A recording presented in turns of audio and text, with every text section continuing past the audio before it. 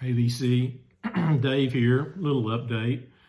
Uh, Heard from the people that are redoing my house here lately after the water damage.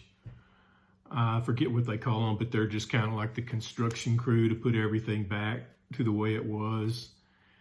And I heard from a guy earlier this week. He wanted to come by and look my house over. And of course, I said yes. I mean, what else am I going to say?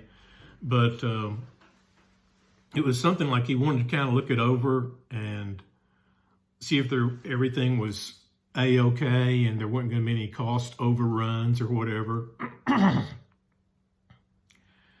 And I'm thinking, like, well, I thought that was already okay. That was 3 weeks ago.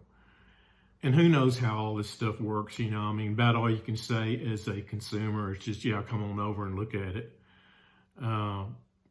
I'm sure every insurance has a different way of doing things, and maybe different cities may have different ways they do things, but I'm kind of stuck in the middle of this, so that's the way I'm doing things. And I've already okayed this, and I thought, well, if I change, construction crews now, then it's just going to take that much longer. So, and I heard these people were good, and it seemed like the first guy that I talked to, I could, deal with pretty well. So he comes over and looks at it, and then he tells me, well, everything looks good. He may have to bring over the guy that is actually doing the construction and have him look at it too. And I'm like, whatever it takes. So it still kind of looks like it's going to be another 3 weeks or so, And the other thing being, is that we've had tons of rain here this spring, and it's overcast here today, and there's probably water still standing in my yard out there. And, they probably can't really do a lot of this stuff due to that, which I kind of figured, but, yeah, so still in the middle of that, but, and then just, doing whatever, life goes on, and, you have stuff around the house that you need to do. And, I've been meaning to take some, spring cleaning and junk by the dump, and because there's a free day out there for that, and I got a voucher that lets me take a truckload out there, which I probably need to do. And other things like that. I've got trees I can cut down, but then again, with all the rain, that's kind of inhibited that. So yeah, just in kind of a holding pattern. But I thought I'd come on here and talk, show a few things. I've been watching Netflix. This is Star Trek Strange New Worlds, Season 1, Disc 1, which is kind of a prequel to the original Star Trek with, Captain Kirk and Spock and all that, which is also a spinoff of Star Trek Discovery. And I've only seen like maybe one Discovery episode, but and it didn't really do anything for me. I mean, like, it's okay, but as Star Trek goes along and as Hollywood goes along, there's just more and more of the political correctness that I don't really like. I get where they're coming from. You want to be all inclusive with your franchises, and that includes all of Hollywood, whether it be Disney or whomever. But the thing with Star Trek Discovery, it just wasn't made very well. And to me, I mean, I may end up watching it at some time, but Strange New Worlds is a little bit better. A lot of Star Trek fans referred to Star Trek Discovery as STD, kind of a slam on, sexually transmitted diseases or whatever.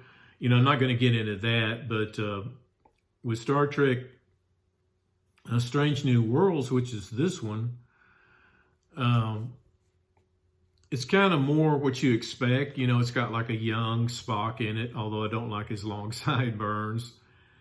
And I really don't like the bridge either, because like, even though this is supposed to be a sequel to it, the way they got the technology set up on that ship, it looks like it's like, 100 years in the future.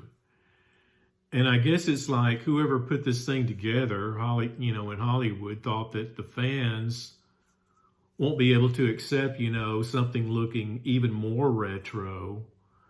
It's like fans expect something, high tech or whatever. And so I think the whole bridge is like way too big and looks more like way too high tech. But it does have Spock in it, and it's got Captain Pike, which is, I guess, the original. I believe it's Captain Pike, the original captain before Kirk. It's got Uhuru in it and everything, and so it's been pretty worthwhile. So yeah, we'll see how it goes. But it's different. With each of these Star Trek things, I have different things I like about it and don't like, and I've always been more of a next gen fan, but I also do like, or not next gen, I've been original Star Trek, and then second would be probably Next Generation for me anyway. And I kind of like some of the other ones too. They're all pretty good, and some good episodes, some bad. So yeah. Then also, I've been watching a lot of YouTube stuff. Now I've got a Roku, which kind of looks like this. I've also got a Fire Stick. This is Amazon's, but I prefer the Roku. And you have a little deal like this, and you stick it into the side of your flat screen TV. This is a remote, and then you have to register it. Go online, give them your email, and create a password, and then you can add programs to it, kind of like it shows here. But and they're all free, unless you subscribe to something that is a paid channel like Netflix or whatever. And I have one or two of those as well. But I like watching YouTube videos that way, because I don't want to sit at the desk at my computer and watch that stuff. But there was a real good Neil Young video called Amplified, and I'll leave a link below to it. And they have other rock documentaries as well. You have to excuse my voice because I've got bad allergies. But the Neil Young things documentary started out with him, in his early days out of Canada, and then going to California, and hooking up with Buffalo Springfield, and doing the first 3 albums with them, and then him going off on his own and doing his own albums. But it goes from like the Buffalo Springfield days up to Tonight's the Night, and they kind of ended it there. But if you're into Neil Young, I highly recommend watching that. And then there was another one that I watched this past week, was with Paul McCartney and Rick Rubin, and they were just talking in the studio.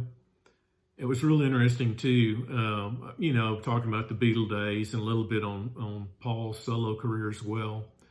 But they were talking in a studio, and they had the, the control deck with all the Beatles songs on that and whatnot. And they could talk about the songs, and Paul would talk about the songs, and they could extract, like different things out of it, like maybe raise the music up more or tone that down and raise the vocals up more. And it was really interesting how they could do that. And of course, then like Paul would get excited and, want to talk about, what was done then, how it was done. And it really gave me a little bit of a deeper appreciation to all that music that the Beatles created. And then there's one that I started here the other day on Brian Wilson, although I haven't finished it. It's a real long video, about 3 hours. And, it was really interesting as well. And then for anyone interested, there was a horror video that I watched as well called Undead, which was a Australian sort of zombie film. And it was a real low budget. I'll put that out there too, because like it was extremely low budget, but kind of interesting as well. And so if you're into zombie films, and you don't mind the low budget, might want to give that a watch. It was fairly interesting for what it was. So, yeah, real interesting stuff on YouTube these days. And then I started reading this. This is have to look because it's Japanese. Yoshihiro Tatsumi. His book is called A Drifting Life, which looks like this. It's a rather large book or graphic novel. And it looks like this. And he was an early artist, cartoonist, right after the war. This starts out around 1951 or 52 after the war. And about the whole years where manga, I think is how it's pronounced. It looks like manga, M-A-G-A, but I believe it's pronounced manga, got started and everything. And it has real nice art. I kind of really do like the way that the artwork is done in it. And this is on a Drawn and Quarterly Press, I believe. But the front says one of Japan's most important visual artists. But yeah, it has really nice art. It's laid out really well. And it's just about this young boy growing up in Japan and, getting into the whole drawing cartoons and everything with his older brother. And it kind of gets into his family situation and everything, but really the art in this thing is really great. And yeah, it talks about his family. He has, I think, two brothers, an older brother that he is sort of a sickly young man, and his father is kind of a really gruff type father. And it's just about them trying to draw comics and everything and getting into that whole thing.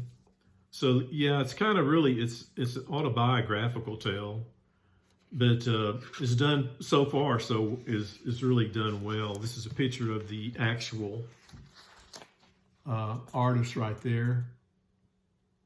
So yeah, really interesting book called A Drifting Life by Yoshihiro Tatsumi.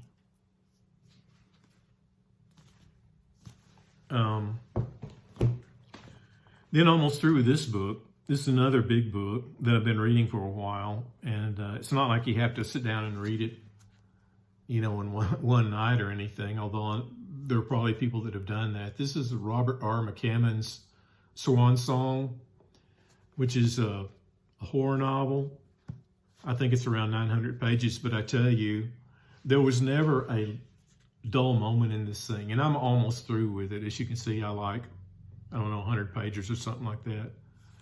But a really great book, kind of it's not kind of, it is a post-apocalypse book. Very similar in a lot of ways to Stephen King's The Stand, but where The Stand was about a virus got loose in the population and killed off a lot of people. This is about, it takes place whenever nuclear weapons have fallen and hit the United States. And there are a lot of characters in it, but there are like three main groups, actually. And the there's one group that that was, in a place like in rural America, and I'm going to say Kansas. I don't know if it was Kansas though, but it's where Swan is at with her mother. They're at a gas station, and this African American pulls up there that's a wrestler, and he's called Black Frankenstein, which I love that name. But he has a real name, of course. He's a black wrestler. And right when the bombs hit there, they're inside this gas station kind of convenience store, and the black wrestler's going home to his own family. And whenever the bombs hit there, the wind and everything off of it just collapses that store, and it has a basement and everything, and they just fall through and everything, and are like down in the basement and can't get out immediately. But that's where the black wrestler and Swan meet, in that basement, along with the guy that owns the gas station and Swan's mother. And I think there's another guy in there as well. But so that's one group. And then the other group takes place in New York City, where there's a bag lady up there. Her name is Sister. And, she's just a regular bag lady living on the streets and everything. And when the bombs hit there, she finds shelter somewhere. And then after everything, all the rubble and everything, and all the, everything is settled, she meets a couple of people along the way. She's going to head out. Well, before that though, she finds a ring in kind of an antique store, kind of a glass ring. And, in that ring, she can see different visions. So that's the part of the supernatural part of it. But she kind of can use that ring, and it kind of is sort of a way that clears her conscience, and also kind of calms her. And also it kind of shows her things in the future that will happen. And so she and some other people get together and leave New York City, and it talks about them going through the tunnel up there, the Holland Tunnel, and going on out. Not really sure where they're going, but just getting out of the city, which is all collapsed and everything. And then the third group is a bunch of preppers that are in, I think, Nevada, and they're inside a cavern, and somebody has converted the inside of this cavern to a hotel that goes underground and everything, and it's supposed to withstand nuclear blast and all that stuff. And there's some military guys in there, and a young kid named Roland. And whenever the bombs hit, it doesn't withstand a nuclear blast, and the whole thing caves in on them, although there are survivors. And then they have to get out of the cave, and you go on their journey with them. So you got those three groups that he's dealing with. And I may not be describing this the best, but if you're into apocalyptic tales, this is really great. In fact, this probably became one of my top 20 books of all time, along with something like Lord of the Rings, Dune, I've only read up to God Emperor Dune, which is the fourth book, Lord of the Rings, and I like the Elric Saga a lot, which was written by Michael Moorcock, which contained 6 books. So yeah, this has gritty parts in it, and it's got kind of gory parts in it too. But if you like Stephen King, then you'd probably like it, and I've got a dark sense of humor as well. And there were a lot of parts in this that were kind of gory, but it had me laughing actually, or smiling. And I think it's just the way that he writes stuff. So yeah, really great book. And then I got some VCLT here the other day, and I'll show a couple albums from that. I won't name from who because I haven't talked to him lately, and I don't know that he would want me to give away his name. But anyway, he sent me some really nice albums, and I really appreciate it. And gradually going through some of them, this is one of them right here. This is Plateau, and I'm going to use some notes for this because I can't remember everything. But Plateau was a Canadian band, 3 members, and they get their name from the film The Day the Earth Stood Still, which is really a great black and white sci-fi film that came out in the 50s, I believe. But the title of it in Canada was called 347 or 347, I guess, PM or AM, EST, Eastern Standard Time. Although the American version is just called, I think just called Plateau. What does it say on here? It doesn't have a title. But this is on Capitol Records. Really nice back part of it. And you see the little mice right here down in the bottom part of it. The artwork is done by a Ted Jones, who I think has since passed. Excuse me. And of course, Plateau refers to the film The Day the Earth Stood Still. And when there was a phrase in that film that was called Plateau Barado Nictu, which means thank you very much. And I think, if I remember right, it's been a while since I've seen that film, and it's a great film. But I think that film, that phrase, Plateau Barado Nictu, was a phrase that Patricia Neal plays one of the actresses in it, and Michael Remini plays the alien that comes to Earth, and he's a good alien. He's trying to stop wars and stuff like that. But he said if he was ever killed, he has a robot named Gort. That if he's ever killed, Gort is supposed to go, mob up civilization after that. And I think that catchphrase is supposed to stop Gort from doing that and maybe return to his own planet, or at least that's what I think. But anyway, back to the album. This was rumored to have a lot of Beatle influences on it, and really, I don't hear a lot of Beatle influences. In fact, like I said, it's 3 members, really great album. They did a good effort. And I thought there was a woman in the band, but actually I think just one of the guys in the band has a really high voice, like John Anderson maybe in Yes. And a lot of people say this is Beatle influence, but or kind of sounds like the Beatles. I didn't hear a lot of that, but there are some kind of, in their arrangements of songs, I could detect some of that.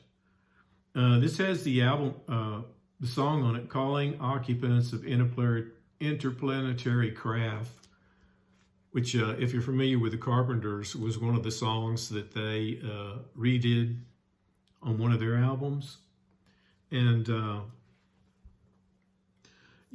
supposedly it ends with a mouse squeak, which might refer to this little mouse on the back of it. Now, it's only about 1 second long, and I didn't hear it the first time I heard it, but it supposedly ends with a mouse squeak, and then their second album, Hope, begins with a mouse squeak.